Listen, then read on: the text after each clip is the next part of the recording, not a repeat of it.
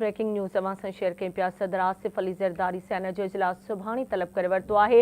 इजलास में नवनि चूंडियल मेंबरनि जे हलफ़ खणण खां पोइ चेयरमैन ऐं डिप्टी चेयरमैन जी चूंड थींदी। सेनेट में 24 सीटुनि सां गॾु पीपल्स पार्टी सभिनी खां वॾी पार्टी बणिजी वई आहे, जॾहिं त मुस्लिम लीग नून ऐं तहरीक इंसाफ़ 19 सीटुनि सां ॿिए नंबर ते आहे।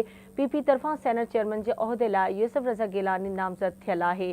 ब्रेकिंग न्यूज़ अवां सां शेयर कयूं पिया। सदर आसिफ अली ज़रदारी सेनेट जो इजलास सुभाणे तलब करे वरितो आहे। इजलास में नवनि चूंडियल मेंबरनि जे हलफ़ खणण खां पोइ चेयरमैन ऐं डिप्टी चेयरमैन जी चूंड थींदी। अव्हां खे ॿुधायूं त सेनेट में 24 सीटुनि सां गॾु पीपल्स पार्टी सभिनी खां वॾी पार्टी बणिजी वई आहे।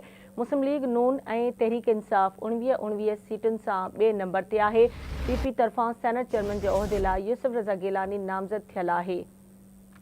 एक बार ॿीहर अव्हां खे आगाह कई पिया। सदर आसिफ अली ज़रदारी सेनेट जो इजलास सुभाणे तलब करे वरितो आहे। इजलास में नवनि चूंडियल मेंबरनि जी हलफ़ खणण खां पोइ चेयरमैन ऐं डिप्टी चेयरमैन जी चूंड थींदी। सेनेट में 24 सीटुनि सां गॾु पीपल्स पार्टी सभिनी खां वॾी पार्टी बणिजी वई आहे। मुस्लिम लीग नून ऐं तहरीक इंसाफ़ 19 सीटुनि सां ॿिए नंबर ते आहे। पीपी तरफ़ां सेनेट चेयरमैन जे उहिदे लाइ यूसुफ रज़ा गिलानी नामज़द थियल आहे।